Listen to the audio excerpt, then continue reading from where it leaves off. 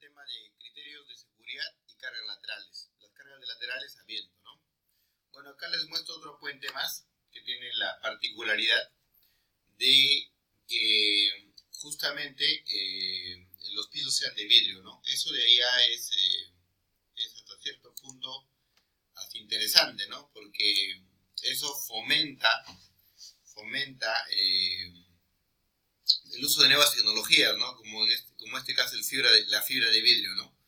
El vidrio tiene también propiedades, ¿no? Y se puede diseñar en un nivel elástico, ¿no? Existen, por ejemplo, las varillas de vidrio, las varillas de basalto, las varillas de aramida, ¿no?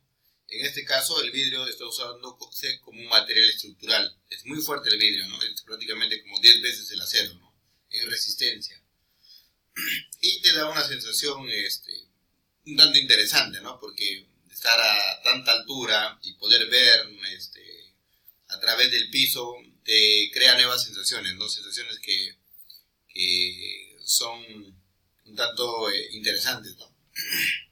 Bueno, vamos a seguir. Acá si se fijan, todas estas cosas están en tensión, tanto las péndulas como las péndulas que agarran el puente, como las dos cuerdas que están acá, ¿no? Los dos tensores. Bueno, hoy día vamos a tocar el tema de criterios de seguridad y vamos a ver cargas laterales, ¿no? Cargas laterales a viento y criterios de seguridad. ¿Cuáles son los criterios de seguridad que nosotros tomamos en cuenta y a qué se deben? Los criterios de seguridad que nosotros tomamos en cuenta vienen dados primero por un concepto de probabilidades, ¿no? Por ejemplo, si yo tengo tres plumones y tomo uno, ¿cuál es la probabilidad de que me salga rojo, ¿no? Simplemente es 1 entre la cantidad de elementos que hay, ¿no? Entonces tendría un 33% de probabilidad de que me salga ese elemento, ¿no? Ahora, esto se va a mezclar junto con los histogramas, ¿no? Para justamente ver el tema de probabilidades, ¿no? Ahora, por ejemplo, acá tenemos un histograma. El histograma no viene a ser otra cosa que la división de alumnos, el número de alumnos, ¿no? Por el peso, de cuánto a cuánto es el peso. Alumnos que pesan entre 41 kilos y 47 kilos, hay 4 alumnos. Alumnos que pesan entre 47 y 53, hay 7 alumnos. Alumnos que pesan entre 65 y 71 kilos, hay 4 alumnos, ¿me entienden? El histograma sirve para ordenar el número de veces que un elemento aparece, ¿no? Y esto mezclado con la función de Gauss, distribución lineal normal de Gauss, que ya habrán utilizado en algún momento en concreto, o si no, simplemente es una distribución, ¿no? Una distribución que justamente sale de eso de acá, ¿no? Entonces tienen una distribución de Gauss donde justamente ya está normalizado, ¿ya? Tienen con diferentes divisiones estándar, ¿no? Ahorita más adelante vamos a entender esto de acá. Normalmente, por ejemplo, esto de acá implica un número de ensayos, implica una altura, ¿no? Para 30 ensayos, fíjense que más o menos la resistencia promedio que se ha tenido es de 295, póngase, ¿no? Cada uno de esos ensayos es aplastar el elemento de acá, ¿no? El elemento que están viendo acá. Es aplastar los elementos como las probetas, ¿no? Por ejemplo, no sé, yo agarro y acá saco un pedazo de diamantina de algún lado o de otro lado, y ese pedazo de diamantina que yo voy a tener acá justo tengo una diamantina. Esta diamantina que ven, a ver, vamos a ver, ¿se verá esto de acá? No se ve esto de acá. Esta diamantina que ustedes ven, yo la saqué de un centro comercial, ¿no? En esta diamantina, o sea, nosotros agarramos un aparato y sacamos un elemento de esta naturaleza, ¿no? Podemos explorar la durabilidad del elemento, si es que le colocamos el fenoftaleno y vemos cómo cambia. Y la otra es simplemente lo que muestra acá, ¿no? Ensayos en aplastamiento. Aplastamos el elemento y vamos a tener un número así, vamos a formar un histograma. ¿Está bien? aplastamos el elemento, lo llevamos a compresión y vamos a armar justamente el diagrama de Gauss. Acá justamente muestra el diagrama de Gauss, la probabilidad, la desviación estándar, el promedio de los valores y cada uno de los valores, ¿no? Más adelante en la diapositiva se nota qué significa cada una de estas cosas. Por ejemplo, acá hay un diagrama de Gauss, que es algo así como la línea suavizada de todas los ensayos que han habido, ¿no? Por ejemplo, acá se puede ver, ¿no? Por ejemplo, para 5, ¿no? 5, ha habido un número de 5 ensayos, ¿no? Que han estado en el rango de 210, 220 kilos por centímetro cuadrado, ¿no? A continuación, por ejemplo, se muestra un histograma de 46 ensayos. Estos son 46 ensayos de probetas de concreto a compresión. Se obtuvo que la media del esfuerzo de compresión es 195 kilogramos por centímetro cuadrado, ¿no? Ahora, acá hay una desviación estándar. Y gracias a este histograma se halla esto de acá, ¿no? Que nos sirve bastante. Ahora, ¿para qué vemos esto de acá en acero? Lo que pasa es que justamente el LRFD se basa en esta forma de diseño, ¿no? Es un diseño probabilístico, que luego se vuelve determinístico porque ya tenemos los factores, ¿no? Los phi. Pero inicialmente inicia de esta manera, ¿no? Entonces, es sencillo, ¿no? Por ejemplo, para sacar este XM, simplemente es el promedio de cada uno de los valores, ¿no? Es como que yo agarre y, no sé, tenga uno de 150 kilos por centímetro cuadrado, tenga, no sé, 5 de 160, tanto de tanto, así, y agarre y reemplace acá, ¿no? Tengo uno de 150, el otro de 170, el otro así, hasta el número que tenga de factores. En este caso tengo 46, entonces se divide entre 46 y acá yo voy a tener el X promedio, ¿no? Entonces ese X promedio, ¿no? Ese X promedio justamente es la media, ¿no? Es de 195.4 kilogramos por centímetro cuadrado. Luego hay la desviación estándar, que es el SX, o esto que parece esfuerzo, ¿no? En resistencia material le parece esfuerzo de acá, o SX, es la desviación estándar, que simplemente es cada uno de los valorcitos menos la media al cuadrado, ¿no? Cada uno de los valores menos la media al cuadrado, y esto dividido entre el número de elementos, que es 46, ¿no? Y ahí tienes la desviación estándar. Finalmente sacas el coeficiente de variación, que es la desviación estándar entre el promedio por 100, ¿no? Y ahí tienes estos tres valores, ¿no? Y bueno, luego armas tu línea de Gauss, ¿no? Que simplemente, les repito, la línea de Gauss viene a ser algo así como la media de todos los histogramas, ¿no? De todos los histogramas. Bueno, hasta este punto, ¿alguno de ustedes tiene alguna duda?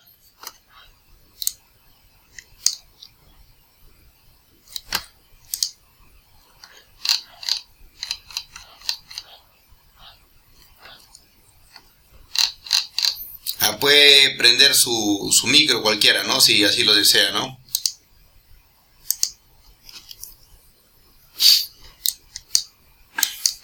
A ver, vamos a preguntar a uno al azar, ¿ya? Yadir, buenas noches. ¿Tienes el micro? Yadir, ¿me escuchas?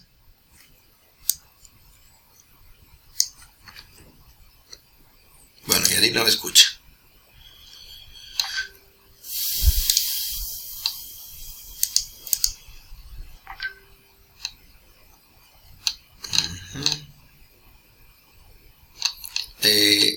Yadir, ¿puedes hablar? Ah, ok, no tiene audio. Dime, ¿tienes está claro hasta esta parte?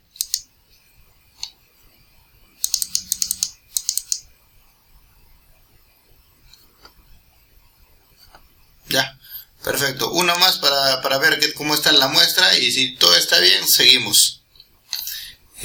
Vamos a preguntarle a Joel Salazar. Hola Joel, buenas noches, ¿me escuchas?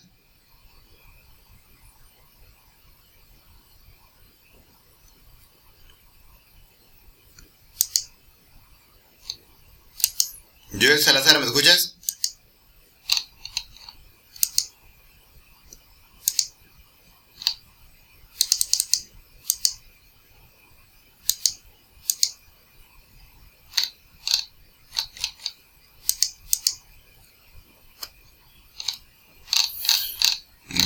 Bueno, vamos a seguir.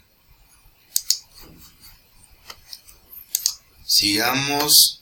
Estamos en este punto. Luego de ver algo de la distribución de Gauss, vamos a ver los estados límites de la estructura. Y justamente ahí es el punto donde se relacionan las distribuciones de Gauss.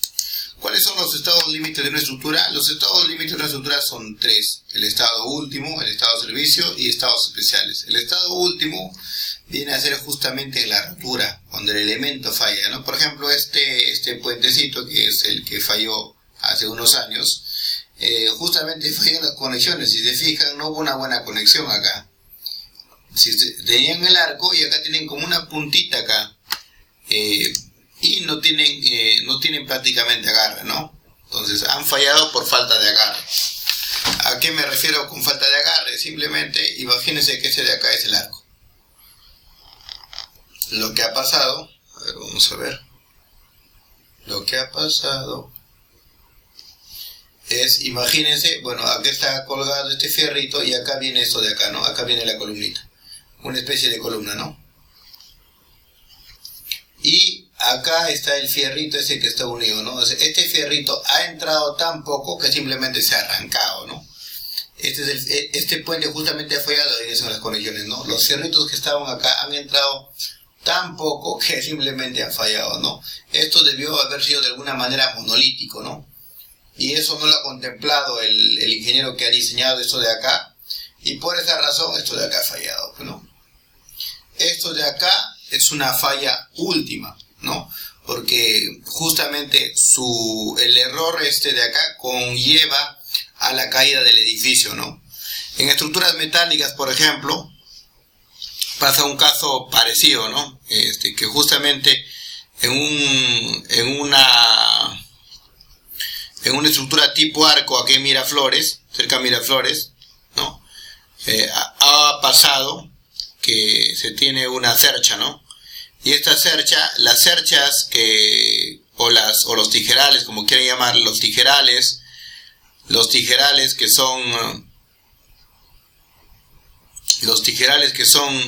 que tienen forma de arco, casi todos los tijerales que tienen forma de arco llevan por lo general un tensor acá, un tensor que evita que se abran, ¿no? Justamente ese tensor evita porque los tijerales que tienen forma de arco tienen una fuerza así y tienen una fuerza así. Entonces, para contrarrestar esta fuerza de acá, justamente le colocan el tensor. Entonces, lo que hizo este señor fue agarrar y cortar ese tensor. Dijo, este fierrito de media no carga nada, no sirve para nada. Lo cortó y lo quería subir más arriba, ¿no? Y como hizo esto, los muros empezaron a abrirse, ¿no? O sea, esto de acá eran muros de albañilería, ¿no? Muros de albañilería, y estos muros empezaron a tener una fuerza lateral, ¿no? Esos muros no están preparados para esta fuerza lateral. ¿Y qué ocurrió? Claro, con lo que debió ocurrir, ¿no? Empezó a rajarse todo el muro, ¿no? Entonces la gente muy preocupada por lo que ha ocurrido. Sin embargo, es algo normal, ¿no? O sea, no debió nunca quitarle el tensor. Eso que parecía que no cargaba, no es que no estaba cargando nada. Este pobre estaba tensándose, ¿no? Estaba dando una fuerza para acá y estaba dando una fuerza para acá, ¿no? Estaba jalando, estaba traccionándose para ayudar a que este arco no se abriera, ¿no? Así funcionan las estructuras laminares, por si acaso. Bueno, como estado último tenemos 6, tenemos el de pérdida de equilibrio, tenemos el de rotura o agotamiento, tenemos el de colapso progresivo y tenemos mecanismo plástico, inestabilidad y fatiga. Estos son los estados últimos, límites últimos, ¿no? Como hemos dicho, tenemos 3, ¿no? Estados límites último, estados límites de servicio y estados límites especiales. ¿Cómo es la pérdida de equilibrio? Por ejemplo acá, ¿no? Esto de acá sucedió en una ciudad en China. Bueno, igual no tuvieron cuidado, pues, ¿no? Acá, ¿qué le habrá pasado por la cabeza al ingeniero, ¿no? Que decidió hacer un huequito acá y como que no imaginó que todo este peso de acá genera una fuerza al suelo, ¿no? O sea, no es que tú puedas quitarle al suelo lo que se te da la gana, ¿no? Porque tú tienes todo eso de acá llenito y este suelo está feliz, bueno, este suelo está feliz porque si hay algún empuje para acá, se contrarresta con esto de acá, ¿no? Pero si tú agarras y tú borras esto de acá,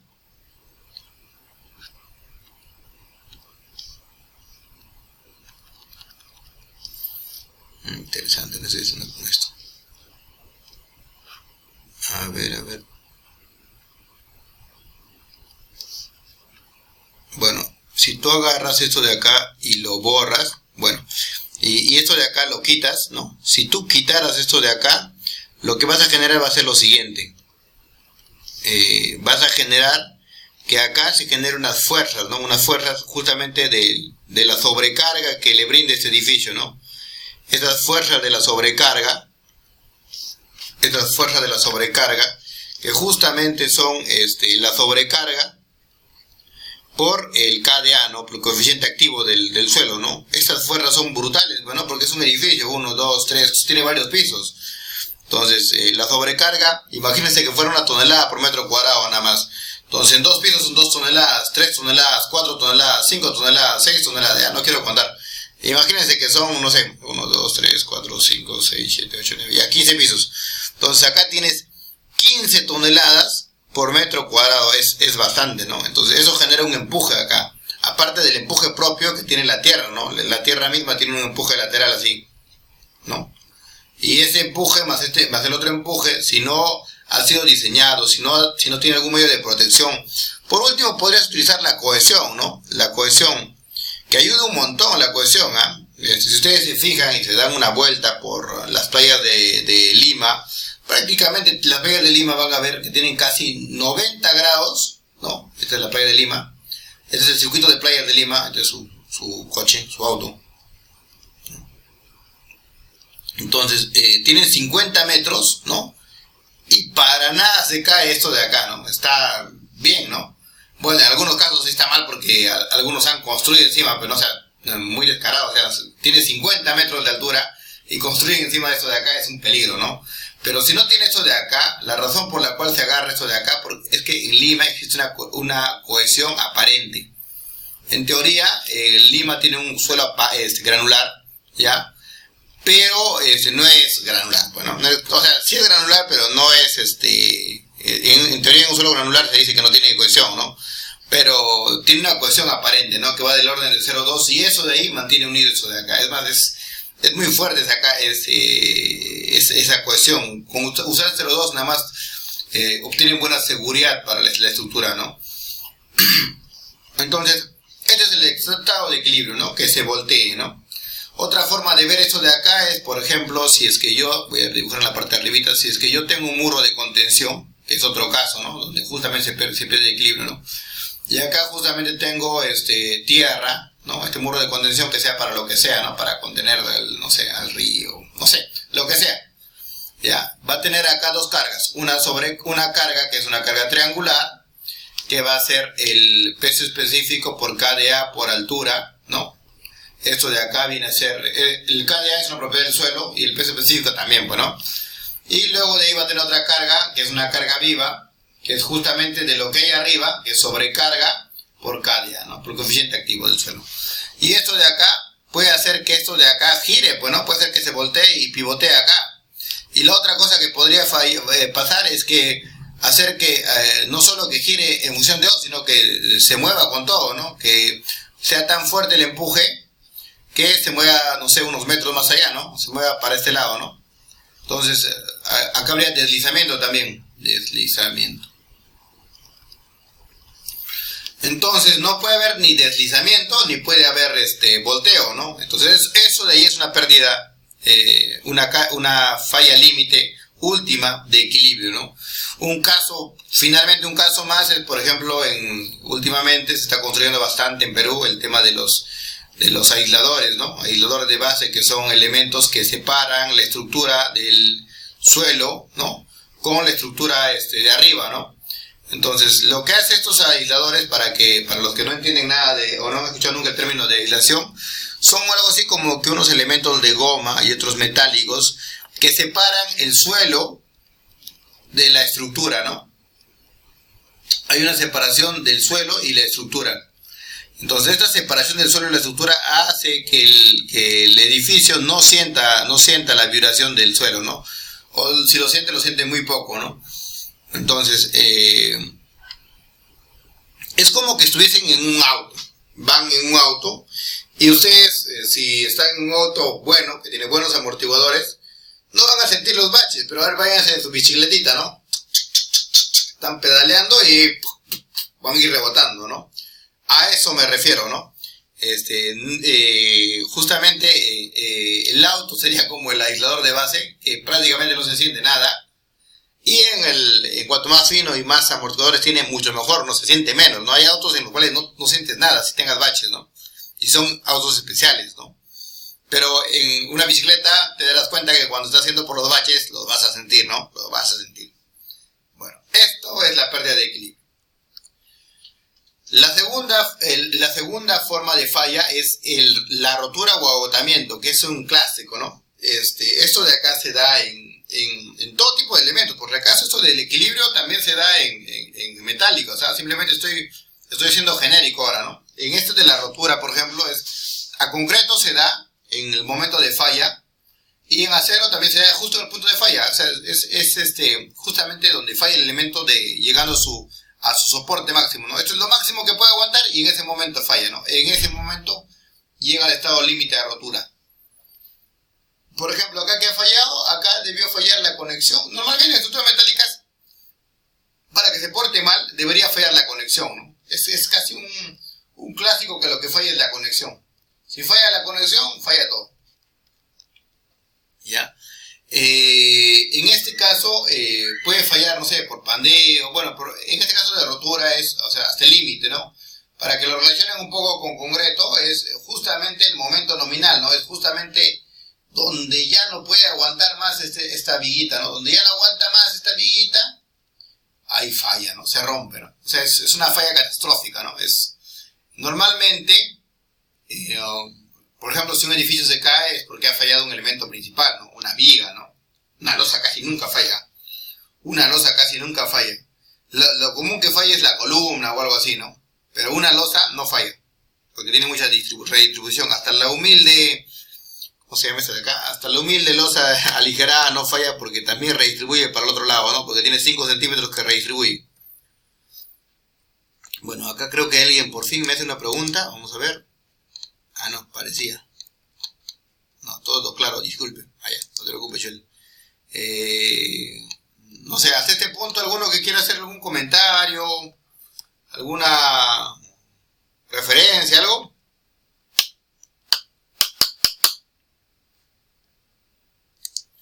George, ¿puedes escucharme? George o Jorge Nayib, ¿me escuchas? Sí, ingeniero, se escucha. ¿Qué tal? ¿Hasta el momento tienes alguna duda? No, todo claro hasta el momento. Me voy a disculpar que ya lleva tarde. Ya. Estuve en clases. Está bien, no habría problema. No habría problema. Dime tú, por si acaso aprovecho para preguntarte, ¿tú has visto ya lo del Facebook, lo que hemos subido al Facebook? Hace un momentito acabo de mandar solicitud para que me agreguen al grupo. Ah, ¿no estabas en el grupo? Ah, ya. Bueno, recién te agregaremos. Ya, George, un gusto. Hasta luego. Muchas gracias, ingeniero. Bueno, vamos a seguir. Tenemos ahora, bueno, rotura. Bueno, creo que ya está claro, ¿no? La rotura para todos. Vamos a ver el otro tipo de falla, que es la falla por compresión. O sea, también es la rotura, ¿no? Por ejemplo, acá, fíjense, o sea, si ustedes ven un edificio así, fíjense, esto de acá es un acero, ¿ah? Fíjense. Un acero que parece que se hubiese destripado, ¿no? ¿Se fijan? ¿Ustedes qué harían si ven un edificio así, ah? Si ven un edificio así, con los aceros pandeados, no hay forma, tienen que escapar. O sea, no pueden quedarse en un edificio así. Eso significa que la columna ya ha fallado, ¿no? Acá quisiera hacer un apóstrofe, por esa razón me voy a parar un ratito acá, porque quiero mostrarles un video. Porque Sagastival,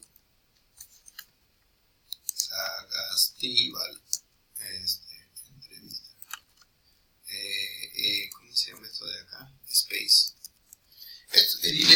Space fue hecho en el 2000, fue terminado en el 2012, y en el 2012 se cayó, ¿no? Hubo un escándalo en Medellín, en Colombia, ¿no? ¿Qué pasó? Lo que pasa es que construyeron unos edificios grandes. Estos edificios grandes justamente tenían el problema ese de que a ver, ¿dónde saca? Eran así, ¿no? Eran así. Y tenían algunos problemas estructurales, ¿no? Como este de acá, por ejemplo, ¿no? Es un problema que se dio en ese edificio en el 2012. Era un edificio de 22 pisos, ¿ah? Y justamente cuando observaban eso de acá, observaban al ingeniero estructural, el ingeniero estructural, luego de ser observado, dio una entrevista, ¿no? Justo esa es la entrevista que le hicieron. Por favor, quisiera que tomen atención, ¿no?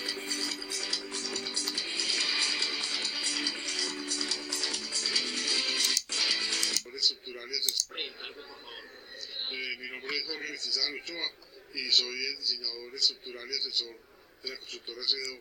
Bueno, ¿qué fue lo que pasó y qué han evaluado ustedes? Se presentó un evento, un elemento puntual de la estructura que estamos trabajando en su reparación, pero no implica en absoluto ningún peligro de colapso del edificio, ni de seguridad para las personas, ni para nada que lamentar. Bueno, entonces, ¿ustedes no están de acuerdo con lo que dice el DAGREV? ¿Por qué? O sea, ¿quién es el que está diciendo mentiras o por qué esa discrepancia en conceptos? Bueno, no sé qué es el DAGREV, claro, no tengan otra opinión, pero técnicamente yo conozco toda la funcionalidad del edificio, como estructura, cimentaciones, columnas, placas, todo.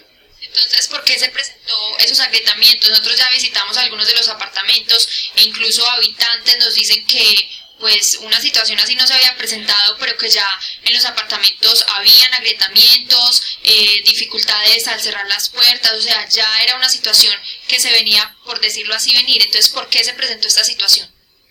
Es normal que presenten fisuraciones en todos los edificios, en todos, pero en este caso la fisuración es mayor y eso es lo que estamos corrigiendo. Pero es normal. ¿Cuánto va a tardar el arreglo y entonces? No, el arreglo va a ser inmediato, ¿no? O sea, reforzar vamos a reforzar lo que consideramos que hemos de reforzar, lo estamos haciendo de inmediato. O sea que es normal. Debe tardar el día de hoy. O sea que es normal que un techo se caiga, que eso es normal. Aquí no se ha caído ningún techo. La gente dice que tiene cierto temor y que además los daños son en toda la estructura de todos los edificios. No, y que viene el problema tras y nada que se solucione. Yo ya revisé toda la estructura y no hay ningún daño en la estructura. En todo el edificio. Hay algunas fisuras y desprendimientos de elementos estructurales, pero no es parte de la estructura. Pero dicen que con esas grietas llevan ya cuestión de años y nada que le dan una solución a eso. Entonces, ¿son mentirosos ellos o ustedes? Bueno, no puede ser año porque le he dicho, hay parte que quiera estar ocupado, ni quiera estar terminado. Pero hay unos apartamentos y hay propietarios que llevan 2 o 3 años. Ah, sí, hay apartamentos. O sea, la primera etapa, tengo entendido, donde estamos aquí parados, usted puede mirar toda la estructura, puede mirar el salón donde estuvimos a ver si hay alguna fisura. O sea, el primer edificio es este, que tiene ya varios años. Pues puede revisarlo, pueden revisar. Tengo un periodista y lo firma. Precisamente la gente en esta torre, precisamente la gente nos ha mandado algunas fotos de diferentes Columna también del bloque 6. con diferentes problemas y dicen que usted nada que le soluciona. ¿Qué responderle a esa gente? No, yo no soy el constructor, yo únicamente estoy viendo lo que observo. Estamos aquí en la torre número 1, que ya lleva varios años. Hicimos una reunión en el salón comunal, que es un salón muy amplio, todo está funcionando. O sea que según ustedes, pues y como no están de acuerdo con lo que dice la GREV de evacuar, entonces las personas se podrían quedar tranquilamente en el edificio sin correr ningún riesgo. Sí, el riesgo no. No hay un riesgo de colapso del edificio, sería terrible. No va.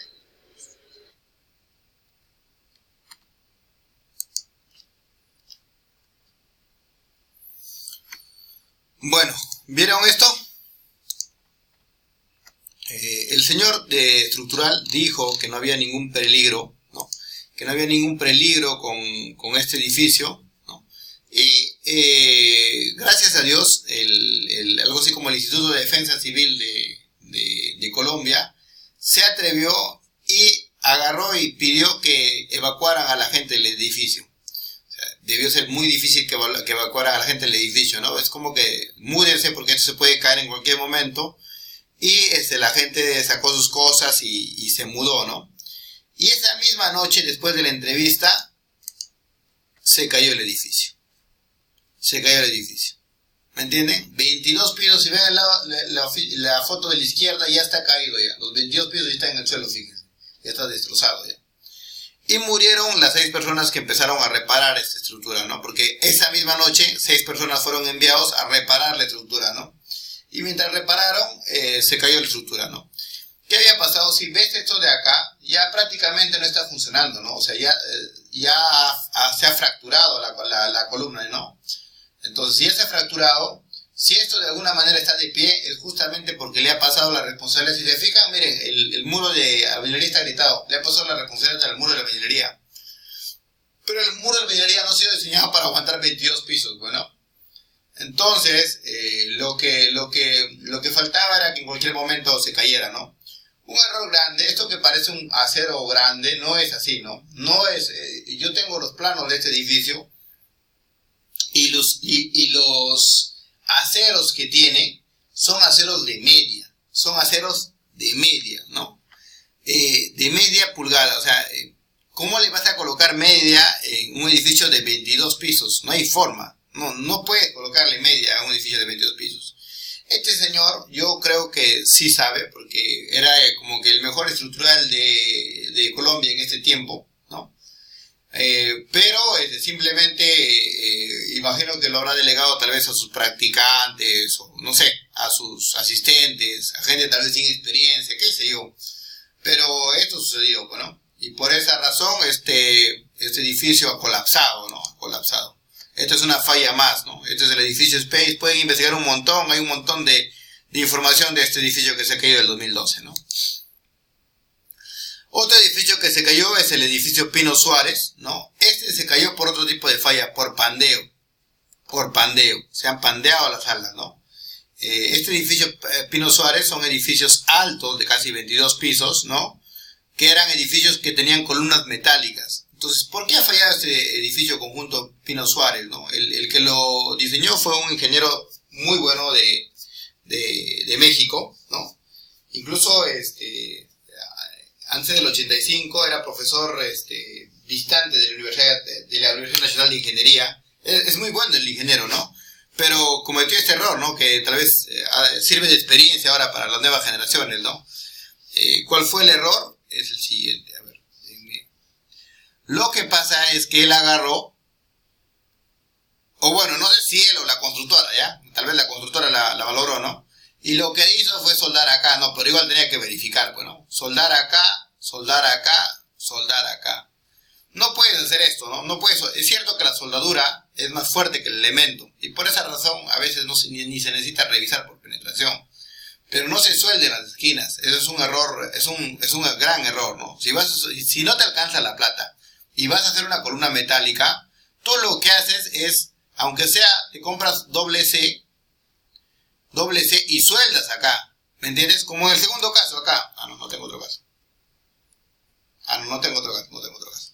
Bueno, pero cuando tú haces esto, tiene un buen comportamiento. La columna no pandea, tiene pandeo local, ¿no? O sea, si esto de acá, de este edificio, hubiese sido soldado, acá lo voy a dibujar en 3D para que me entiendan, ¿no?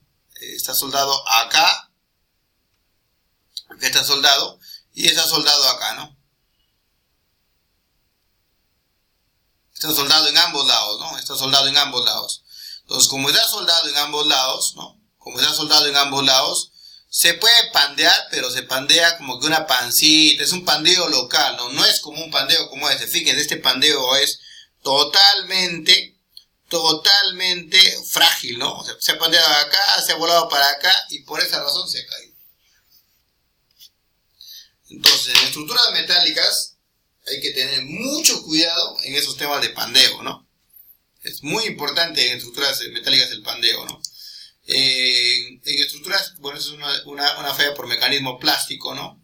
Bueno, es una falla que esperamos, dependiendo, ¿no? Dependiendo dónde se van a formar nuestras fallas, ¿no? Por por desplazamiento lateral. Hay varias formas de falla por mecanismo plástico, ¿no? Una forma también de probar esto de acá es simplemente hacer un pushover, colocar una serie de cargas distribuidas y empezar a agrandar la carga monotónicamente, ¿no? De uno en uno, ¿no? Y ver la deformación, de ahí se forman las rótulas plásticas. Esto de acá es otra muestra del pandeo, ¿no? Este es el Banco do Brasil. Este banco prácticamente tiene como unos 9 pisos libres, ¿no? Acá no funciona su curva de interacción, ¿no? O sea, acá no es que yo voy a agarrar y la forma en cómo lo voy a diseñar va a ser, voy a agarrar esta columnita, voy a hacer mi curva de interacción, ¿no? Mi curva de interacción por acá, contracción más incluso le haré. Esto no funciona. ¿Por qué? Porque esto de acá es válido, pero para columnas cortas. Columnas de un piso, 2 pisos, 3 pisos también podría ser, ¿no? Dependiendo del grosor. Pero para una columna de 9 metros no puedes hacer eso de acá. ¿Por qué? Porque acá se generan otro tipo de cargas. Estas columnas se tienden a pandear. Si esta es recta, bueno, esto era recto, ¿no? Imagínense que sea pandeado así horriblemente así. Entonces, si esto de acá se pandea, ¿no? Genera otra fuerza, ¿se fijan? Genera otra fuerza. Entonces, acá hay este mismo pandeo que ha tenido, ¿no? En la altura de 9 metros no se nota mucho, pero esta fuerza genera otro momento, ¿no? Y ese momento extra, es igual a P por E. Eso se llaman efectos de segundo orden. Nosotros diseñamos siempre para efectos de primer orden, para estos de acá, ¿no? Y casi ya nos olvidamos, porque colocamos columnas gorditas, nos olvidamos de los efectos de segundo orden. Pero si ustedes tienen una columna larga, como este caso, como el Banco do Brasil, es un hecho que tienen que hacer esto de acá, que verificar los efectos de segundo orden. Porque si no, se les puede caer, pues, ¿no?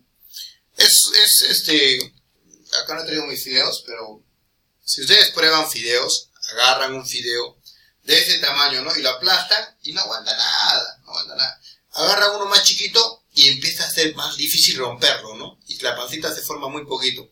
Pero agarren uno de ese tamañito, ¿no? Es muy, muy difícil romperlo y resiste un montón. O sea, es más, hasta les puedo hacer hueco con la mano, ¿no? Yo no he podido romperlo, he probado, no he podido romperlo. Por ese efecto del pandeo, ¿no? Este fideo chiquitito representa lo que es la columna corta, o como nosotros hacemos en columnas cortas, ¿no?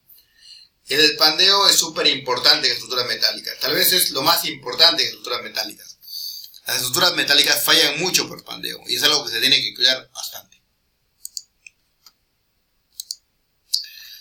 Bueno, hasta este momento, ¿alguna duda de alguno de ustedes?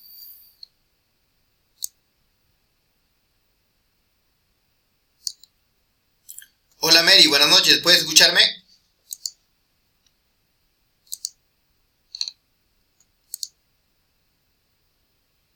Mary, ¿me escuchas? Hola. No puede escucharme. Inosgar, ¿me escuchas?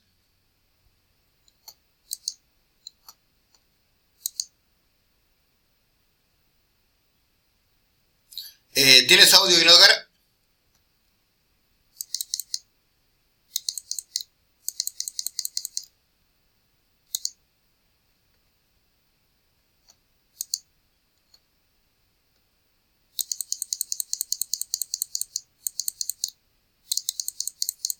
Parece que no tiene audio, ¿no?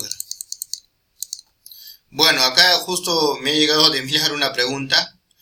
George Nayib dice, ¿no? El momento generado por el pandeo es el único factor por segundo orden. Claro, es el único factor. ¿Qué factor se generaría? Un momento. No, sí, es el único factor extra que vas a tener, bueno.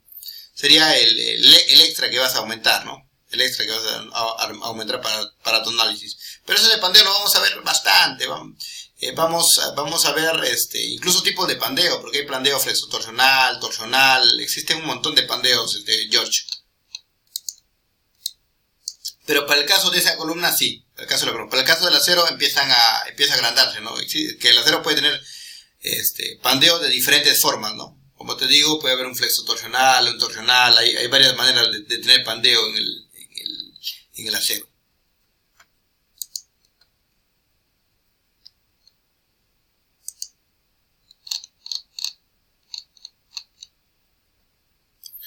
Vania, ¿puedes escucharme? Buenas noches.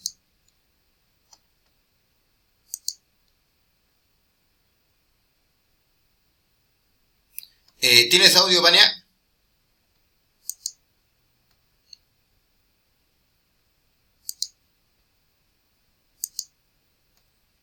Me refiero a... ¿Tienes micrófono? Mejor no tienes micrófono. ¿Puedes prender tu micrófono?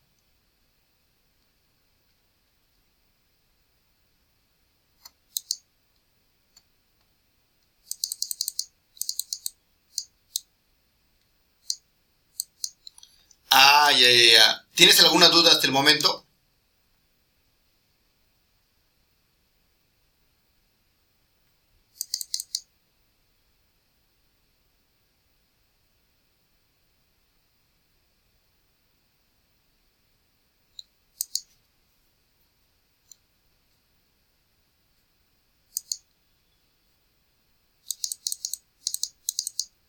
Ya, ok. Todo está claro, dice Vania. Todo claro, dice David. Qué bueno, me alegra. No sé si creerles o no. Muchos engaños. Ya, bueno, vamos para arriba. Hemos visto ya en los estados límites últimos. Existen unos estados límites que son estados límites de servicio. Estos estados límites de servicio no involucran colapso, como indica acá, pero sí involucran un mal funcionamiento de la estructura. ¿Qué significa un mal funcionamiento? Que se ve feo, que se ve mal, que da miedo. O sea, tal vez para ustedes no, pero para la gente común y corriente sí, ¿no? No sé cuántos de acá serán de Lima, pero si ustedes se van a la mayoría de centros comerciales, como el centro comercial del Lurigancho, o acá mismo el Plaza Vea en Miraflores, se van a dar cuenta que las losas vibran un montón. Vibran un montón. ¿Por qué? Porque esa vibración es un estado límite a servicio fallido. La gente siente cada vez que pasa un carro. Siente la vibración, ¿no? Sobre todo en los sótanos. Entonces, eso no se va a caer la estructura, ¿no? No se va a caer, no pasa nada. Pero asusta, ¿no? Entonces, eso es lo que corrige los estados límites de servicio, ¿no? La corrosión también, o sea, va a ir lento, pues, ¿no? Va a empezar a corroer, y la parte de afuera mal que bien te va a proteger, porque cuando forma una corrosión encima ya deja de corroer tan rápido, ¿no?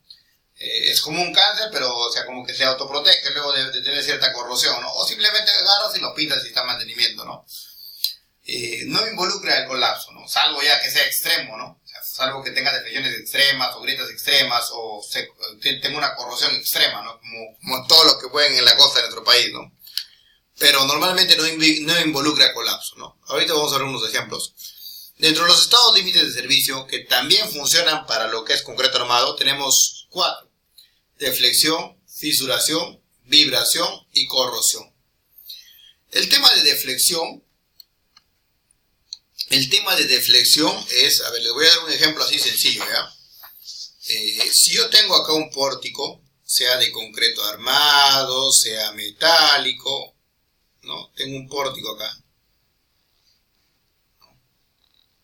Muchas veces yo quiero que mi estructura sea diáfana, libre, tal vez acá tener mi murito, ¿no? Tal vez, ¿no? Quién sabe, no sé, a gusto del cliente. Y por acá quiero que tenga vidrio.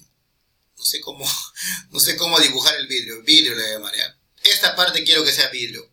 ¿Qué va a pasar con el tema de flexión? Que esto de acá, esta viguita, se va a deformar un poco, pues, ¿no? Es normal, ¿no? Es parte de la vida que se deflecte por muchas cosas que le pueden suceder, ¿no? Por deflexiones por flujo plástico, que es normal en el concreto, se da, ¿no? Siempre se da. Acá hay una deflexión, ¿está bien? Esta deflexión va a rajar mi vidrio. Raja vidrio. Por ejemplo, este es un estado límite de servicio por deflexión. No debería de pasar esto, ¿no? No debería de pasar que se raje mi pobre vidrio, ¿no? Tanta plata que me ha costado.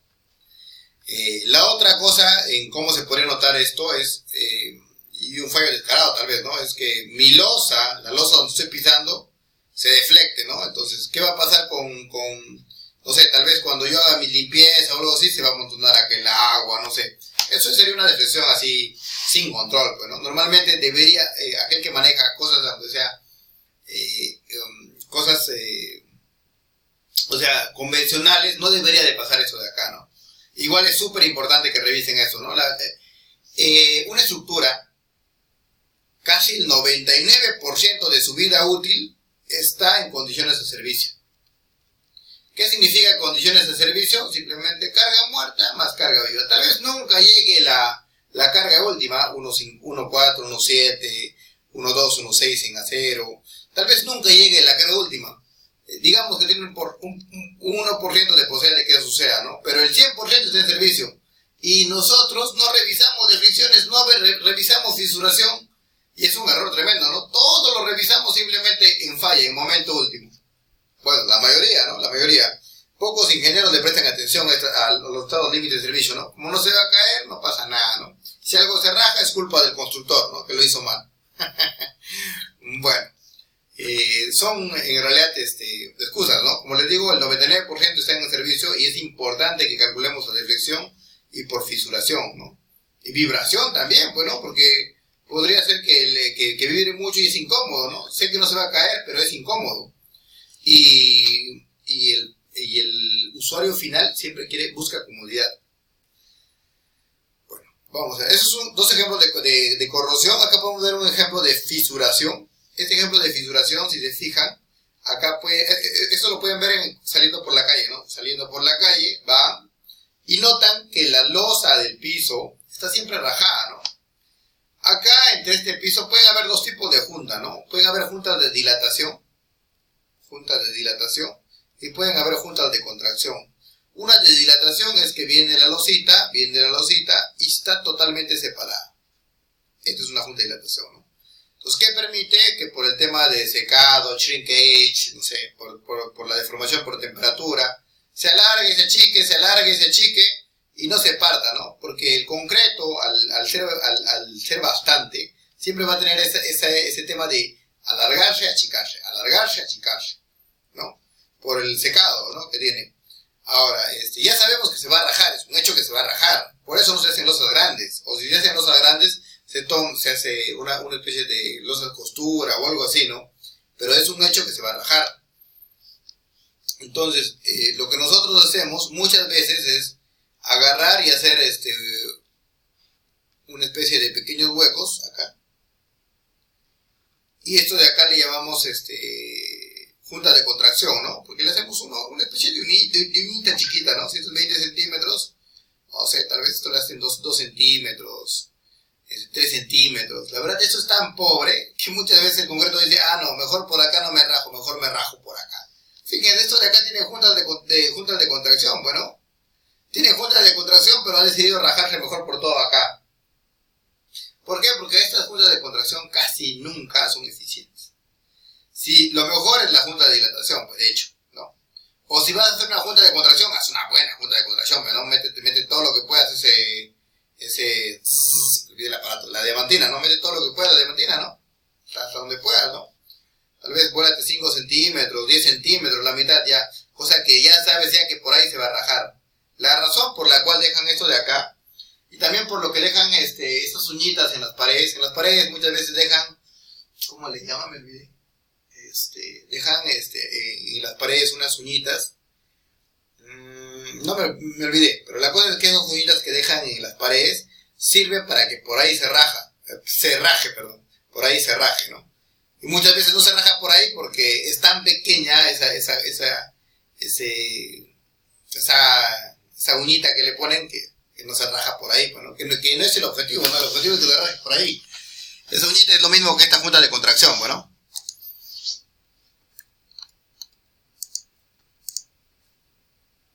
Bueno, esto es en fisuración. Luego tenemos un estado de falla por corrosión, que es este de acá.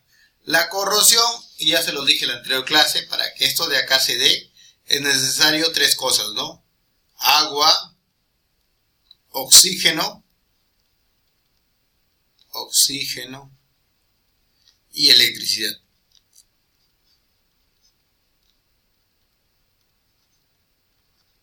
El agua es importante, ¿por qué? Porque justamente es el medio por el cual va a facilitar el transporte de electrones, ¿no?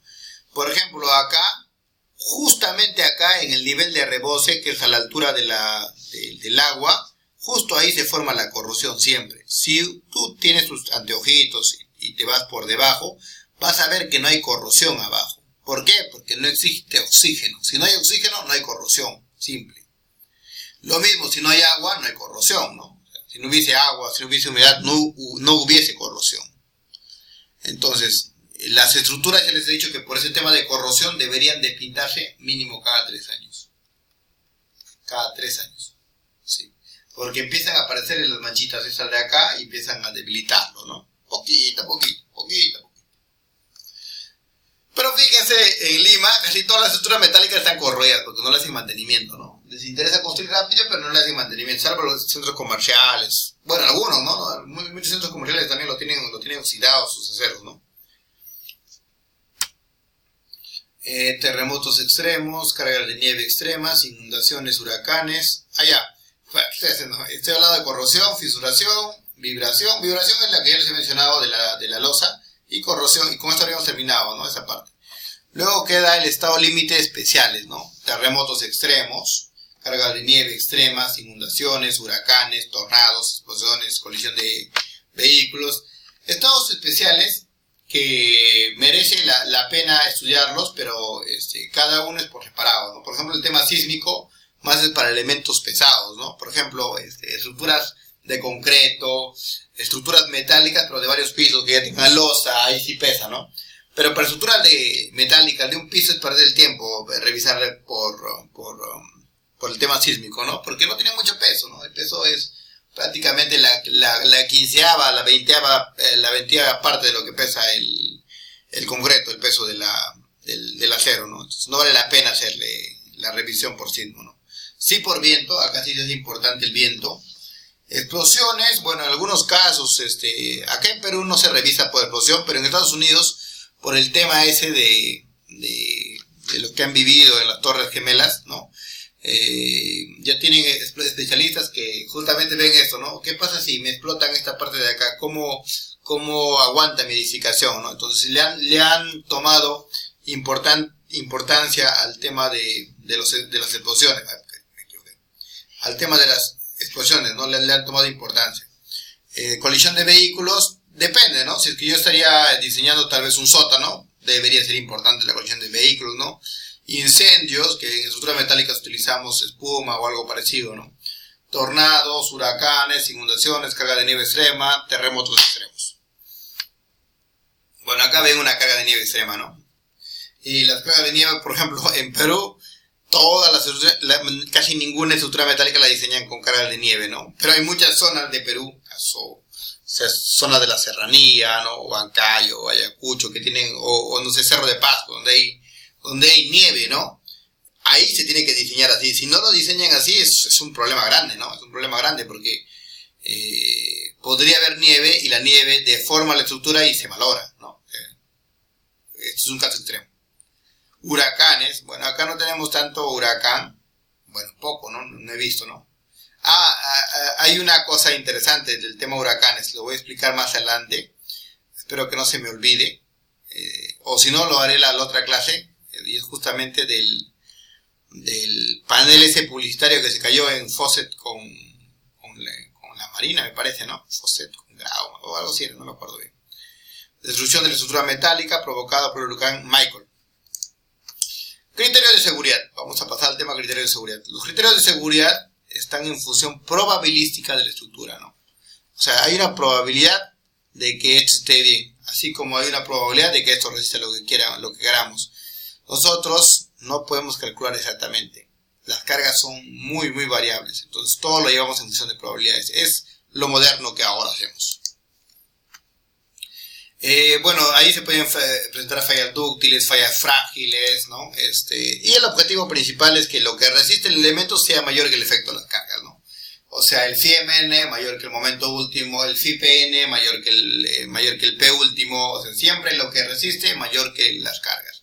Eso, buscas esto, encuentras esto y ya, se acabó el chiste.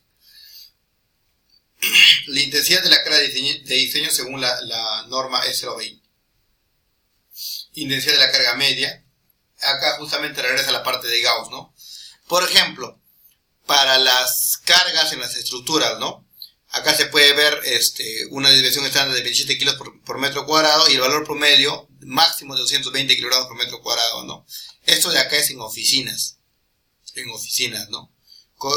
Se fijan, es bien curioso, ¿no? O sea, las cargas que tienen son variables, ¿no? Son muy variables. Entonces, eso de allá hay que tener en consideración, ¿no? Este número de mediciones hechas es 625. 625 veces se han medido diferentes cargas en una oficina y nunca llega a ser como normalmente lo diseñamos en la estructura, ¿no? 200 kilos por metro cuadrado, no, pero fíjense, el normal promedio es 45, ¿no? La cuarta parte. Y luego, de paso, lo vamos a amplificar, ¿no? Pero fíjense que es bien variable la carga, o sea, no tienes una carga viva. Carga viva es todo lo que se pueda mover, ¿no? Nosotros, las mesas, todo. O sea, por ejemplo, un salón de clases, ¿no? Un ratito está lleno y después está vacío, ¿no? ¿Qué carga tiene? 0, bueno. O tal vez 10 o 5 kilogramos por metro cuadrado. Así, va cambiando. Así como varían nuestras cargas, también varía nuestra resistencia, fíjense, ¿no? La resistencia, por eso tienes una resistencia media, tienes una resistencia nominal, tienes una resistencia de diseño, ¿no? Y acá puedes ver, ¿no? Según la cantidad de ensayos que hay, ¿no? ¿Qué resistencia tiene unas probetas? Esto es de una probeta, ¿no? Claro, es de una probeta y ven... No, es de momento, perdón, es momento. Claro, es de momento, ¿no? Entonces, fíjense la variabilidad que tiene, ¿no? La variabilidad con la cual falla, ¿no? Nuestra teoría está prácticamente como que en el kinder, ¿no? Muchas veces falla de muchas maneras, como la estructura se comporta de tantas maneras, menos como lo hemos diseñado, ¿no? Solamente usamos aproximaciones nada más. Entonces, de nada nos sirve ser muy exactitos con los números, ¿no? Acá pueden ver acá la probabilidad de falla de las cargas y de acá es las resistencias, ¿no? Entonces, siempre que la carga le gane la resistencia, acá va a fallar. Esa es falla. ¿Entienden? Si la carga le gana a la resistencia, acá falla. Bueno, de esto pueden sacar el coeficiente de seguridad, el margen de seguridad, simplemente restan esto menos esto de acá y obtienen esto de acá, ¿no? El Z viene a ser el R menos S, ¿no? El margen de seguridad, ¿no? Y todo lo que está acá por debajo de 0 significa lo que falla, ¿no? Y de acá sacan la confiabilidad estructural y la probabilidad de falla, ¿no? Y con todas estas cosas pueden determinar un beta y determinar los índices de confiabilidad prácticamente, ¿no? Y con esos índices de confiabilidad ya tienen, no sé, pueden calcular, por ejemplo, con estas cosas pueden calcular lo que son los phi, ¿no? ¿Qué factores phi tenemos? ¿Qué factores de seguridad tenemos? Bueno, y para que calculen esto de acá tienes la división estándar, la división por resistencia, la división por carga. Acá tenemos la media de la distribución de margen de seguridad, de la de resistencias y la de cargas, ¿no? Simplemente se puede aplicar directamente con formulitas, ¿no? Acá tenemos aplicado para este ejemplo, ¿no? Donde hay una viga exterior de un puente, se ha realizado cálculo de momentos resistentes, momentos solicitantes. A continuación se muestran los resultados, ¿no? De resistencia y cargas, ¿no? Y acá simplemente se desplazan estos valores, la desviación de resistencia, la desviación de carga, se calcula todo esto de acá y ya podemos tener el índice de confiabilidad también, ¿no? Bueno, y con eso tenemos nuestros factores de resistencia, de amplificación y de reducción. Perdón, de amplificación, ¿no? A ver. Bueno, no veo ninguna pregunta. En todo caso, seguiremos. A ver, ¿alguien tiene alguna duda hasta este momento?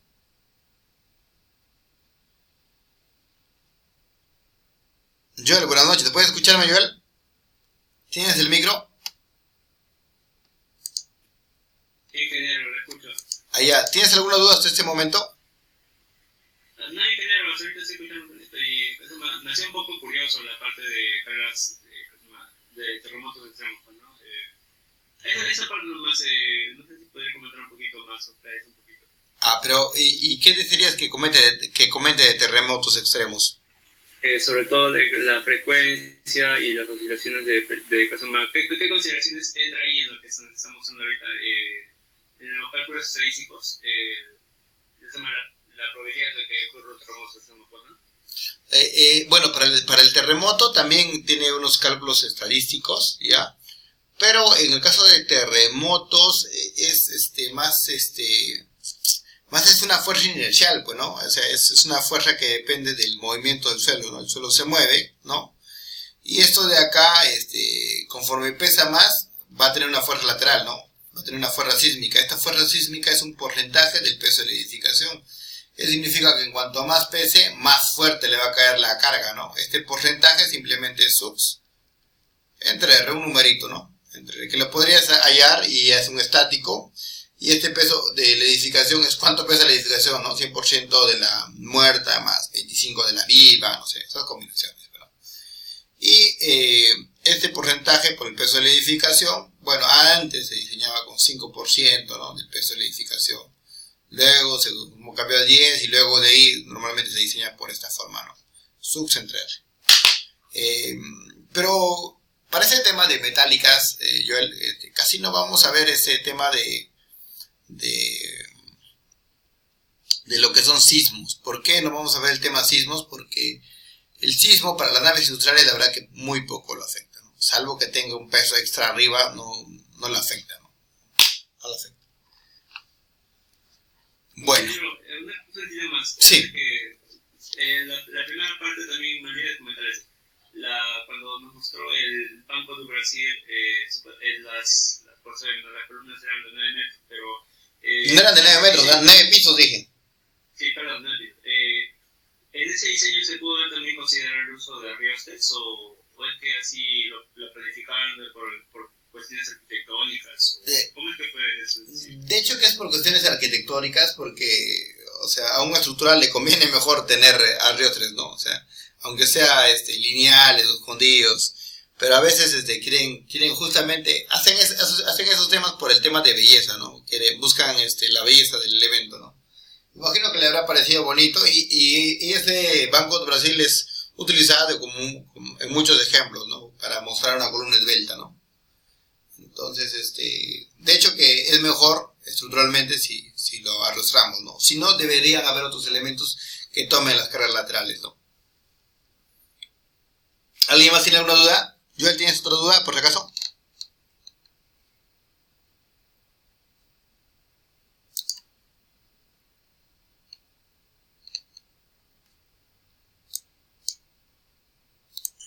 A ver, vamos a preguntarle a alguien más.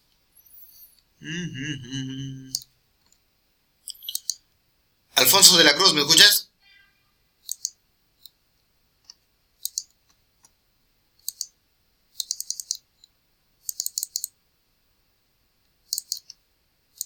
Alfonso de la Cruz, ¿me escuchas?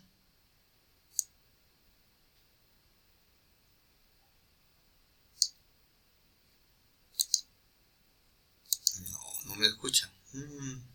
Creo que ingresan y lo dejan prendido nada más su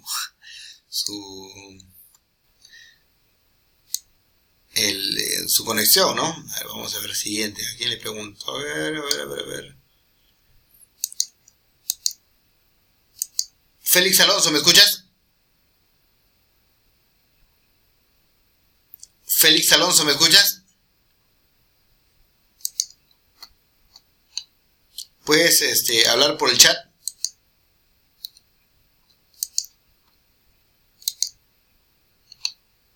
Bueno, nada.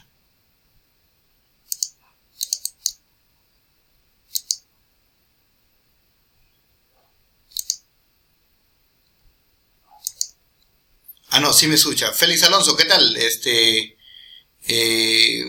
¿Puedes prender tu micro?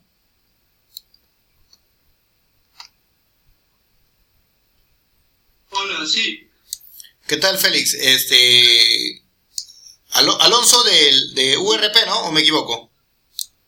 Así es, ingeniero. Ah, ya. ¿Qué tal, Alonso? ¿Hasta el momento tienes alguna duda? Por ahora no, ingeniero. Está muy claro, ¿verdad? La explicación. Ya.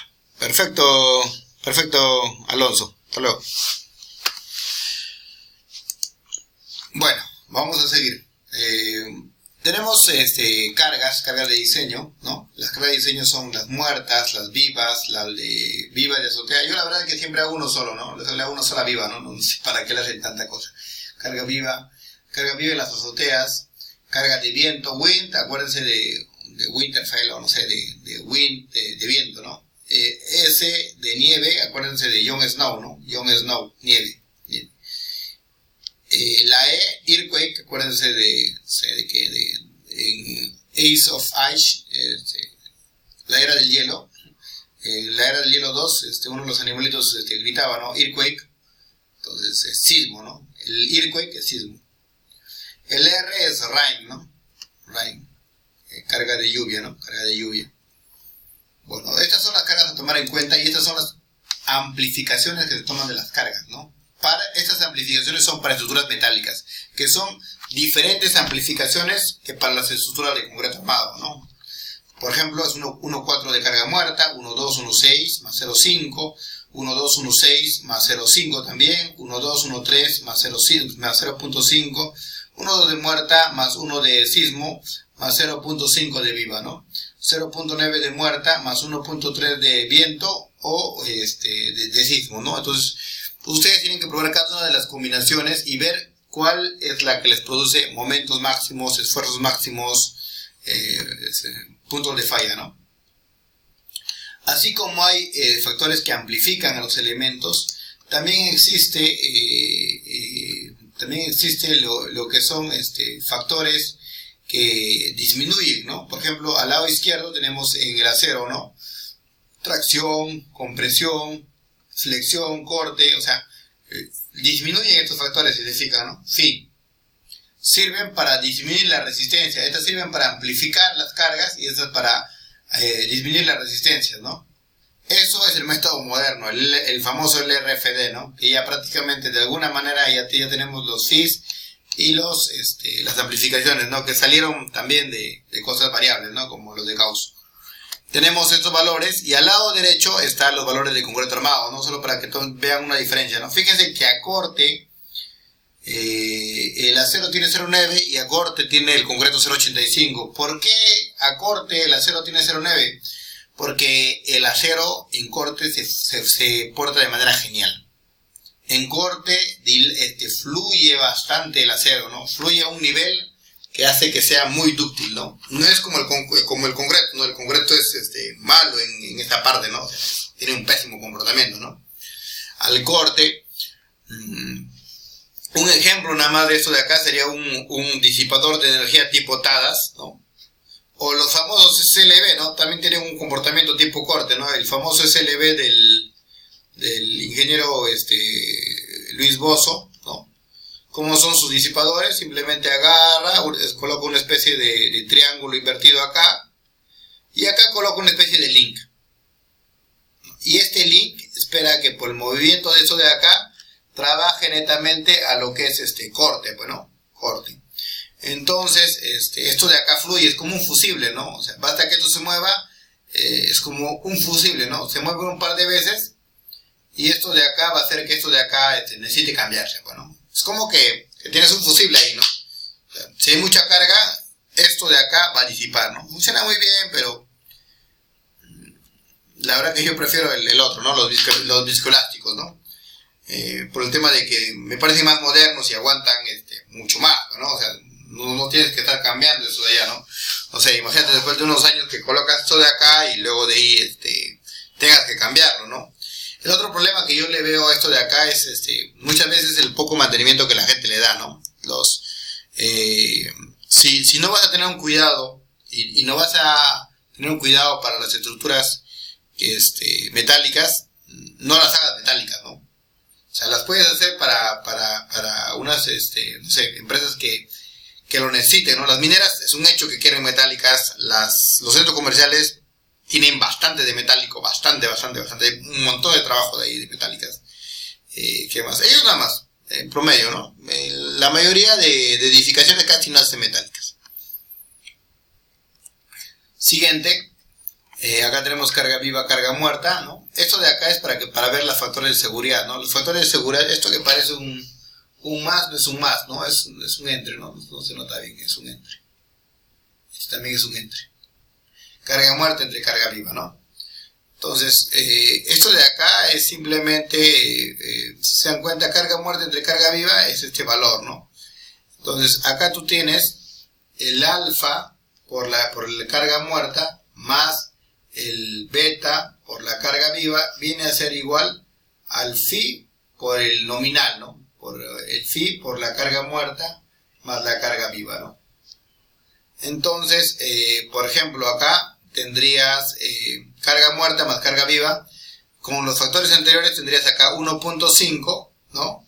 Y el beta tendrías 1.8, ¿no? Tienes 1.5 acá, tienes 1.8 acá, y... el alfa tendrías 1.5, el beta tendrías 1.8, ¿no? Esto es para la norma del 89. Y acá tendrías 0.9, ¿no? Entonces sería 2 carga muerta, ¿no? Bueno, si carga viva entre carga muerta es 0, eso significa que la carga viva es 0, bueno. Si carga viva entre carga muerta es 0, la carga viva es 0, es un hecho, bueno. Entonces la carga muerta puede ser cualquier valor. Si esto es 0, se elimina eso de acá. Entonces me va a quedar 1.5 carga muerta. Y me va a quedar 0.9 por 2, ¿no? Entre 1.8... Ah, no, la carga viva es 0 también, ¿no? Entonces sería 0.9 carga muerta, ¿no? A ver, saquen eso de acá. ¿Qué valor les da? 1.5 entre 0.9.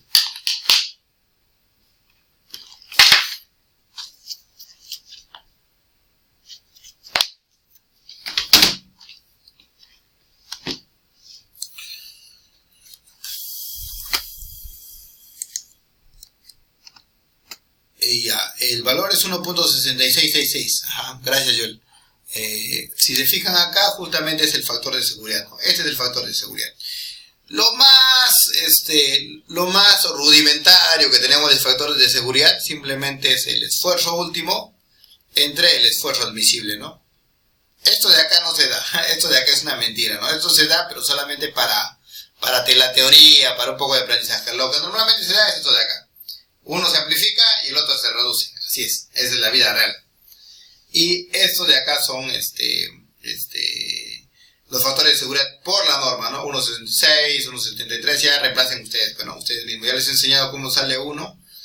Y también compárenlo con la norma del 2009, ¿no? Que hasta ahorita sigue vigente, ¿no? Ya han sacado la norma del 2018, pero todavía no, me parece que todavía no está aprobada, está en fase de borrador. Yo voy a colocar los nuevos factores, voy a actualizar esto de acá y voy a colocar los nuevos factores de esa norma, ¿no?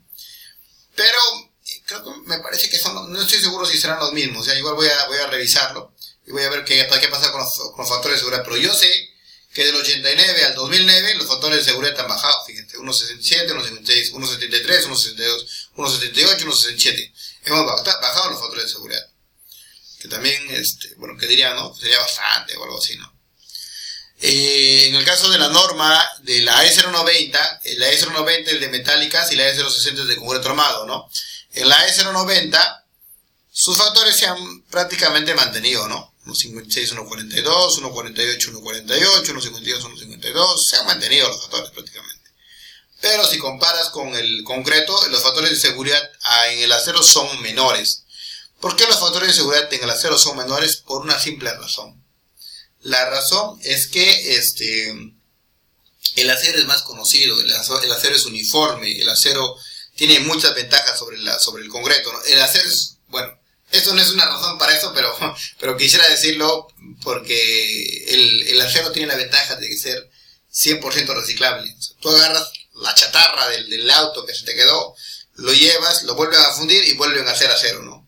Pero no pueden hacer lo mismo con concreto. Con el concreto, bueno, algunos hacen investigaciones de que el agregado, o sea, pueden destrozar el concreto, hacer agregados, pero eso es más caro que sacar agregado de forma natural y hacer con eso mi concreto, ¿no? Y como es más caro reciclar concreto que hacer lo otro, que hacer nuevos agregados, la gente no lo usa. Entonces tienes que ver el punto económico, ¿no? Eso es muy importante, ¿no? En cambio, en el caso del acero sí. En el caso del acero sí, a la gente le conviene vender su chatarra, ¿no? ¿Por qué? Porque eso de ahí va y luego vuelve a fundirse y se saca nuevo acero, ¿no? Esa es la ventaja del acero, es 100% reciclable, ¿no? Es más ecomigable, de hecho, que el concreto. A ver, ¿qué más tenemos acá? Bueno, sigamos. Esto, la anterior que empieza era por flexión, este es por cortante, ¿no? Carga muerta, carga viva, por la norma del 89, bueno, esto ya calculen ustedes, ¿no? Ya saben ya que es alfa por carga muerta más beta por carga viva, entre phi por carga muerta más carga viva, ¿no? ¿Qué más tenemos? Bueno, este es de la norma actual. Las cargas de cortante, a ver, vamos a ver, no hay mucho cambio acá. Las cargas de gravedad por compresión, fíjense que los de la norma son gigantes, ¿no? Casi llegan a 3 en algunos casos, ¿no? Un factor de seguridad de 3, acá llegaba. Pero en el del acero es casi la mitad, fíjense. 1.60, 1.69, es casi la mitad. Bueno, con esta parte habríamos terminado el tema de lo que es los factores phi. Ustedes hagan sus pruebitas, ¿no? Hagan sus pruebitas. Ahora lo que sigue son efectos de cargas laterales, ¿no? Efectos de viento, efectos de... Bueno, el sismo no lo vamos a ver porque naves industriales no le hacen nada el sismo, ¿no? Salvo, repito, que hay un peso especial arriba, ¿no? Hasta este punto, ¿tienen dudas, consultas, tristezas?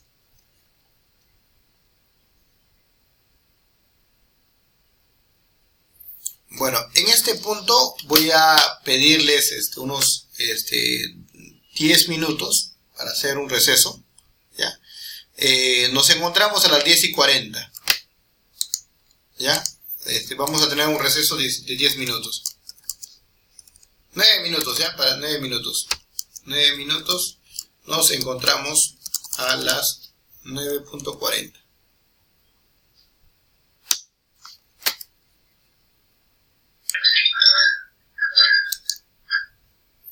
Bueno. Ya. Para las cargas de viento, para el efecto de las cargas de viento laterales, tenemos que ver dos cosas, ¿no? Los marcos arriostrados y marcos de momento, ¿no? Existen los marcos arriostrados, que son estos de acá, ¿no? Y estos marcos arriostrados son, estas cosas de acá funcionan como si fueran muros de concreto, ¿no? Como si fueran placas, ¿no? Lo que en estructuras, por ejemplo, en una estructura de concreto, tenemos lo siguiente, ¿no? Tenemos esta estructura, tenemos, no sé, esto es un perfil, ¿no? Y esto de acá es un muro de concreto, ¿no? Esto mismo representa estas cosas, ¿no? Estos que podrían ser una X, podrían ser, no sé, una diagonal, podrían ser, puede ser cualquier cosa, ¿no? Esto mismo representa estas cosas, ¿no? Esta cosa, podrían ser diagonales, podrían ser X, ¿no? Podrían ser así. Ahora, algo muy interesante en acero es que lo que en acero es una barbaridad, lo que en el concreto es una barbaridad, en el acero no lo es. Entonces, eso es algo bien curioso, ¿no? ¿A qué me refiero? Por ejemplo, yo no podría dejar vacío tal vez, no sé, esta parte, ¿no? La dejo hueco, en concreto, ¿no? O podría, no sé, tal vez dejar abierto tal vez esta parte también, ¿no? No podría dejarlo vacío, ¿no? Vacío. Imagínense que este X es un vacío, ¿no? No podría porque, wow, diría, ¿qué estoy haciendo? Estoy borrando la placa, no sirve la placa, ¿no? Pero lo que en el concreto es una barbaridad, en el acero es normal, ¿no? El acero ahí también tiene bastante flexibilidad, ¿no?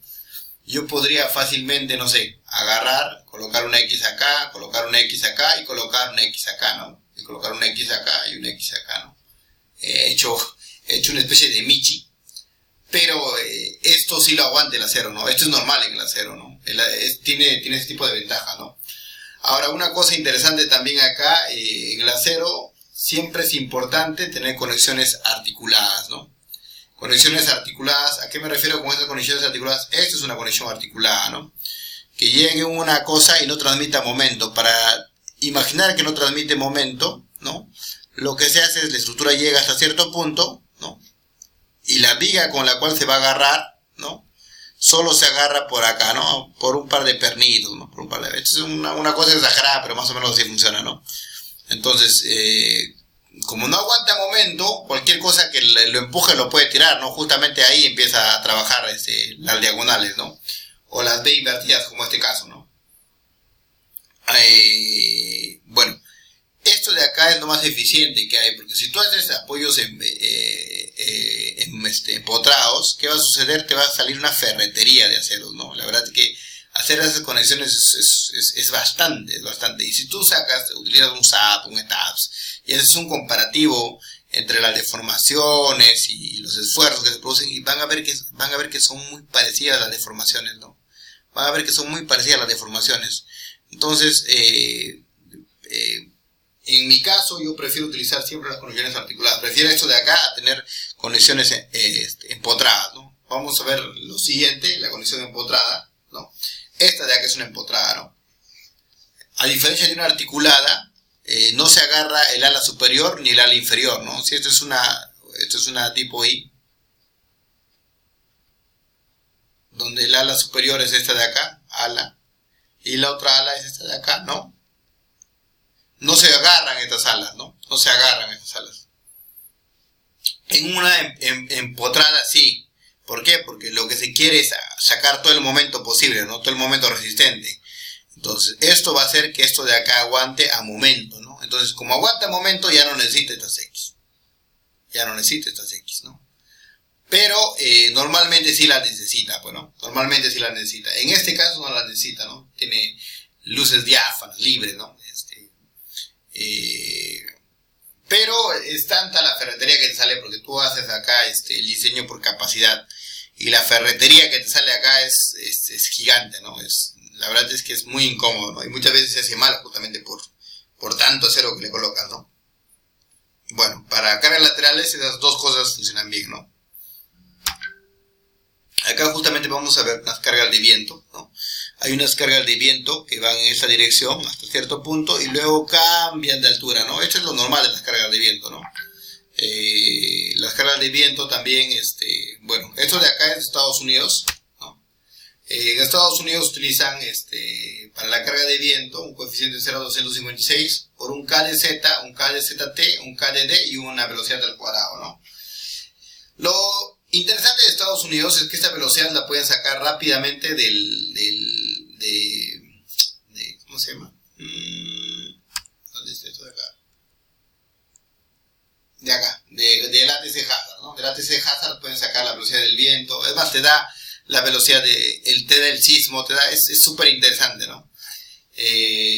Acá tienes el KdZ, que es el coeficiente de exposición a una altura Z, ¿no? O sea, ¿qué altura tienes, no? Tienes el factor topográfico, que casi siempre es 1, ¿no? Para la mayoría de los casos, ¿no? Y el factor este de acá de direccionalidad, que es casi siempre 0.85 para edificios. Y no solo vamos a tratar de edificios, ¿no? Es más, dentro de edificios, naves industriales, ¿no? Entonces ya tenemos dos constantes. El KdZ viene a ser 1 y el KdD viene a ser 0.85, ¿no? Y la velocidad en base al viento es en millas por hora, ¿no? En función de la categoría de riesgo, ¿no? Bueno, vamos siguiente. En función de la categoría de riesgo, según el ATC Hazard, voy a mostrarles cómo funciona el ATC Hazard. A ver, vamos a ver. Acá. No, ¿dónde tengo acá? Uno abierto. Google. Acá le vamos a colocar ATC Hazard. Entonces el ATC Hazard, ¿cómo funciona? Es tú podrías darle por localización, tú podrías darle por coordenadas. Si quieres por localización, acá le coloca, no sé, California, ¿no? Vamos a conocer California. Entonces le doy clic a California, y en California, en este puntito está, yo lo cambio de punto al lugar que yo quiero, y me bota la velocidad del viento, o sea, a 10 años, a 25 años, a 100 años, por una categoría de riesgo 1, por una categoría de riesgo 2, categoría de riesgo 3, me bota la nieve que va a haber ahí. Acá no hay, dice, no, acá no hay nieve, ¿no? Bueno, más arribita habrá nieve, ¿no? El tornado que se puede presentar acá, dice que el tornado es de 130 millas por hora, y el sismo que se podría presentar acá, ¿no? En este caso dice, es el AC16, ¿qué categoría de riesgo? Le voy a poner 1, el sitio, no sé, es una roca, y ya te bota automáticamente incluso las respuestas sísmicas, ¿no? Es súper interesante esto de acá, ¿no? No es como en nuestro caso, ¿no? Para las cargas de viento tenemos que ver un mapa antiguo que la verdad que ni se nota, ¿no? Es una locura en nuestro caso, pero bueno, es lo que tenemos, es lo que hacemos. En la pobreza se sabe querer. Ya tenemos el KdZ que es 1, ya tenemos el KdD que es 0.85, nos falta saber qué es el KdZ, y nos falta saber la velocidad al cuadrado. Y luego ya podremos sacar la presión, porque tú con velocidad no puedes hacer nada. Con velocidad no puedes hacer nada, ¿no? Pero con presión sí, la presión la puedes llevar a cargas, ¿no? A cargas laterales. Entonces la categoría de riesgo 1, que es la que vamos a utilizar, es para graneros, refugios, casetas de vigilancia. La categoría de riesgo 2 es para las demás estructuras, o sea, prácticamente los edificios. La de 3 es para salas de conferencias, escuelas primarias, prisiones, centros de salud. Y la de 4 viene a ser la estación de policía, bomberos y hospitales. Entonces simplemente el KZ depende de Z, ¿no? Depende de la altura, ¿no? Es de 15 pies, 15 por 0.3 viene a ser una especie de 4.5 metros. De 4.5 metros hasta la ZG, que vendría a ser casi 1200, ¿no? Dependiendo.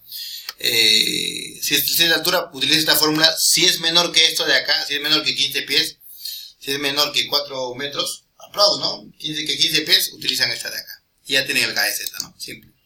Acá también hay un alfa, esto alfa lo van a sacar del otro lado, ¿no? El ZG y el alfa lo sacan de la siguiente diapositiva que les voy a mostrar.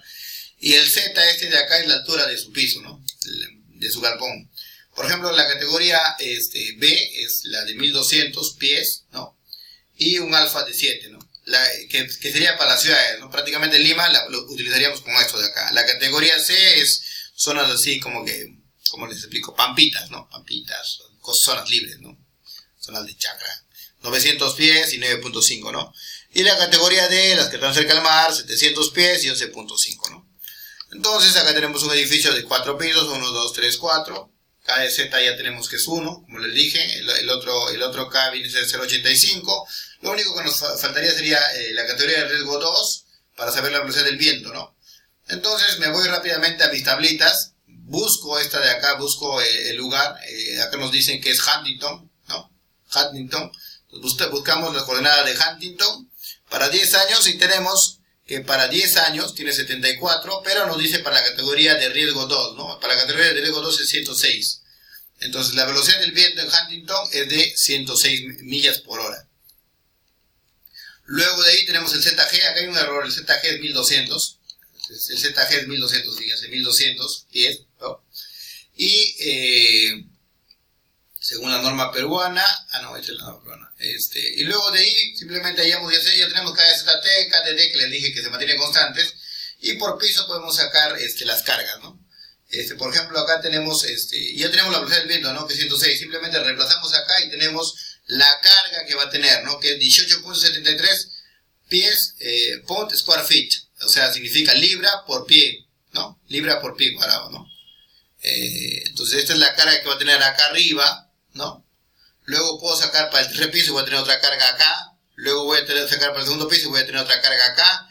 Y le voy a sacar, o sea, depende, ¿no? O sea, lo puedes discretizar, ¿no? En realidad es variable también, pero tú lo puedes discretizar, no hay ningún problema con eso.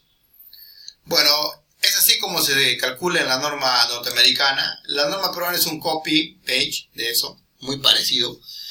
En la norma peruana tienes unas velocidades de viento y tienes una velocidad de diseño, ¿no? Estas velocidades de viento funcionan, las velocidades de viento funcionan con este mapa, ¿no? Uy, este mapa está al revés. ¿Qué diablos? Denme un segundo, por favor. Este es el mapa de aceleraciones, ¿no? Es el mapa de aceleraciones, donde pueden ver las velocidades, ¿no? 40 kilómetros, 85 kilómetros, 70. Esto es el mapa de aceleraciones de Perú, ¿no? Estos de acá son isótacas sacadas a 10 metros de altura, ¿no? Y tienen un periodo de recurrencia de más o menos 50 años, ¿no? Entonces pueden ver que la costa peruana tiene como 100 kilómetros por hora, ¿no? 40 kilómetros. Estos son, o sea, las situaciones extremas que pueden tener, ¿no? Ahora, ¿qué dice nuestro reglamento? Nos dice la velocidad de diseño es igual a la velocidad que tiene el mapita por la altura entre 10, ¿no? Y con esto vas a sacar la velocidad de diseño. Eso es uno. Esta altura es la altura de tu edificio, ¿no? La altura donde quieres tu carga, ¿no? Pero dice no menos de 75 kilómetros por hora. No hay forma de que diseñen menos de 75 kilómetros por hora. Entonces, pasando a lo siguiente, tenemos una presión, o sea, ya una vez que tienes la velocidad de diseño, puedes hallar la velocidad de la presión, ¿no? Que sería 0,05 por un factorcito C por una velocidad al cuadrado, ¿no? Entonces esta presión simplemente es es una presión que se puede dar de presión o de succión, ¿no? A una altura H cualquiera, ¿no? Un factor de forma dimensional. No, este factor C es lo único que no sabes hallar. La velocidad de diseño ya sabes hallarla, ¿no? Es simplemente por el mapita y la altura, ¿no? Y es casi un hecho que a Perú, para menos de 10 metros, es casi un hecho que te va a salir 75 kilómetros por hora, porque nuestros vientos no son fuertes. Entonces, si ya tienes 75 cuadrado por 0,05, lo único que te faltaría sería calcular el C para saber la presión que vas a tener, ¿no? Simple. Y el C justamente está al lado derecho, ¿no? Esa es la norma peruana, ¿no? Acá se puede ver cómo varía para superficies entre 15 y 60, menores que 15, para edificios verticales. Ahorita vamos a ver un ejemplo de esto. Por ejemplo, acá hay un edificio de 200 metros, ¿no? Entonces, para el primer metro, primero se utiliza, este es un edificio de 80 pisos que está construido en Ayacucho, con una velocidad, Ayacucho tiene una velocidad de 45 km por hora. Lo primero, para 3 metros sale 34.53. Pero tenemos que utilizar 75. ¿Por qué? Porque la norma dice que lo mínimo que podemos utilizar una velocidad de viento es 75. 75 kilómetros de viento es una presión grande. O sea, esto es una velocidad, ¿no? Pero que convertida en presión es una presión grande. Tú no puedes mantenerte de pie con 75 kilómetros por hora. Es bien fuerte, ¿ya? Entonces, si tú te fijas, en los 3 primeros metros es 75, y luego esto de acá se mantiene hasta el piso 40, ¿no? Prácticamente sigue siendo 75, ¿no? 75. Hasta los 100.5 metros de altura no cambia eso de acá. En Ayacucho, ¿por qué? Porque la velocidad es pequeña del viento, de 45 kilómetros por hora, ¿no? Bueno, esta es una parte de Ayacucho, por si acaso, no es todo, es acá una parte nada más. Porque el viento varía, ¿no? Según hemos visto. O sea, este es Ayacucho, ¿no? El conejito. ¿Ven? Es el que tiene la forma del conejito. A ver, se lo voy a dibujar para que lo reconozcan la próxima vez. Este es el conejito. El conejito, miren, esto es su orejita, su colita, su manito, y esto viene a ser este es Ayacucho. Bueno, fíjense que tiene velocidad de 65, 55, 45, y estoy tomando esta de acá de 45, ¿no? Hay de 85 también, ¿no? Entonces, vamos a seguir. Cambia de velocidad, ¿no? De 35, y a partir de acá ya se hace variable ya la velocidad. O sea, es constante hasta este nivel, ¿no? Y luego de ahí se hace variable, ¿no? Y esto de acá produce cargas, ¿no? O sea, no solo es velocidad, también es cargas. Porque estas velocidades se convierten en presión con el 0,05 y la presión que hay acá, ¿no? Y acá están las presiones, ¿no? De presión en el piso 80 vendría a ser una presión de 16.9 kilogramos por metro cuadrado. Esto es para sotavento y para barlovento, ¿no? O sea, una es la presión que lleva acá y otra es la presión que lleva acá, ¿no? La presión directa viene a ser la de arriba, 22.5 kilogramos por metro cuadrado, y la presión que lleva al otro lado es de 16.9 kilogramos por metro cuadrado, ¿no? La presión en el piso 40, vendría a ser 22.5 y 16.9. Me equivoco de nuevo. Bueno, luego lo reviso. Y en el del 80 viene a ser 30. Ah, no, este es porque es el mismo, ¿no? Es la misma velocidad, como lo dije, ¿no? 75 kilómetros por hora. Es lo mismo, por eso. Ya. En el caso de la presión 80 es 22.6. Ahí sí hay cambio porque ya en 80 ya empieza a variar por el viento, ¿no? Fíjense. Como varía el viento, varía también la presión. Acá hay otro ejemplo para un edificio en Cajatambo, es en Lima, ¿no? A un extremo de Lima, de 100 kilómetros por hora, y más o menos hasta la altura de 3 pisos, prácticamente, o sea, ya iniciando varía, ¿no? Porque la velocidad de diseño es más que la velocidad del viento, ¿no? De 75 kilómetros por hora. Entonces, ya iniciando, fíjense, varía la carga que va a tener. Entonces, la carga lateral que va a tener el edificio es esta de acá, esta es la velocidad que va a tener. Y esta velocidad está en forma proporcional a la velocidad, ¿no? Acá justamente van las velocidades. Y van variando, fíjense, van variando. Siempre el segundo término es más bajo. ¿Por qué? Porque el sotavento es menos 0,6, ¿no? ¿Qué significa sotavento?